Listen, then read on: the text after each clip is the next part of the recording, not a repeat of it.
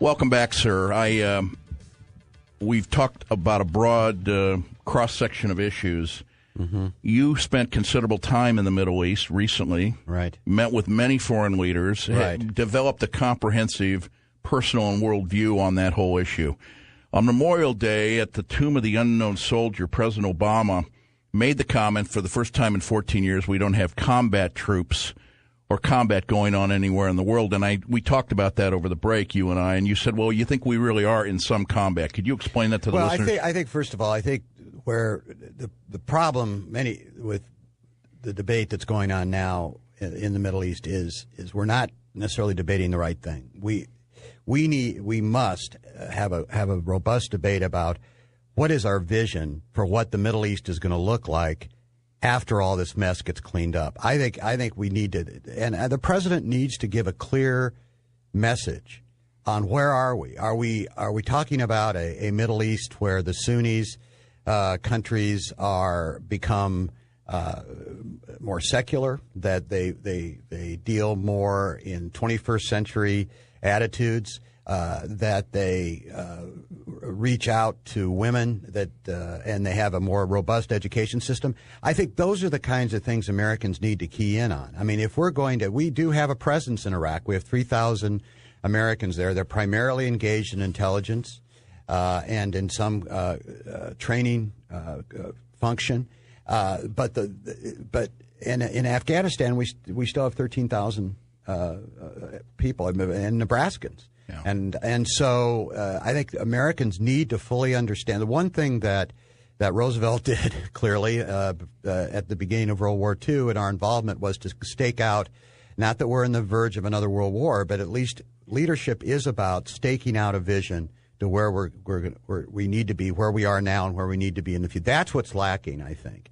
Excellent point. And I think the president has the ability to do it.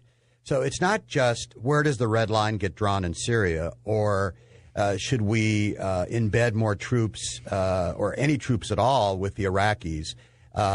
What's lacking in the Iraqi army? I mean, clearly they turned around and ran away from Ramadi, and Palmyra was a significant loss to ISIS.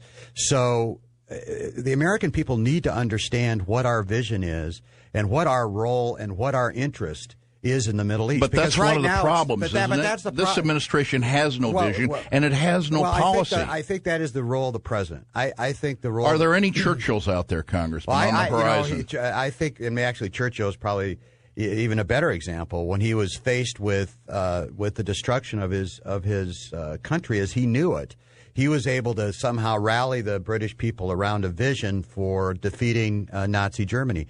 I think we desperately need, and as we get into the Iranian issue, it's not just what sanctions do we remain and what sanctions are not there. The question is, where are we going? What role? Iran is a dangerous country, and I'm going to be going to Israel in a month or so, and really for the purpose of understanding the Israeli side of it. Can you meet with my friend David Rubin in the Knesset over there when you're there? I'll look him up. He is a fabulous man. I can't get him on the Saturday show because he's an observant Jew and he doesn't come on Saturday programs. No, I'd love to talk. I know you've talked to him. Yeah, I would, and you guys are very much alike. You'll hit it off. Well, the president made an accurate statement, and but let me put to you this way. You said we're flying something like 15 flights over the ISIS-occupied territories a day. Southwest Airlines has 15 flights a day to Las Vegas, Brad. Right. Okay? Right. I'm sorry, that ain't cutting it. The mouthwash ain't making it. Right. All right. I mean, we don't have the intelligence. Please, you're a bright guy. No, I'll give you my answer. I mean, you know it's baloney.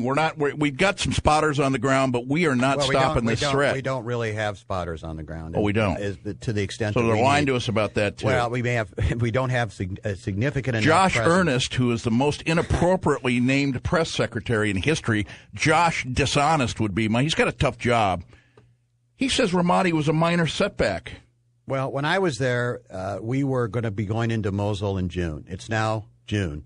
We're going to be June here pretty quick. Yeah. And we're not in Mosul. I mean, we have a plan to supposedly get back to Ramadi. But I think at this point, what I need as a member of Congress from the executive branch, from the president, is to say, look, we're debating the the national security, NSA. We're debating Iran. We're debating, we just passed in the House the Defense Authorization Act, and we increased funding for the military by $37 billion. So we're taking these things, Clint. We're taking these things as kind of one-off deals, and I think we need an overall vision of where we're going in the Mideast.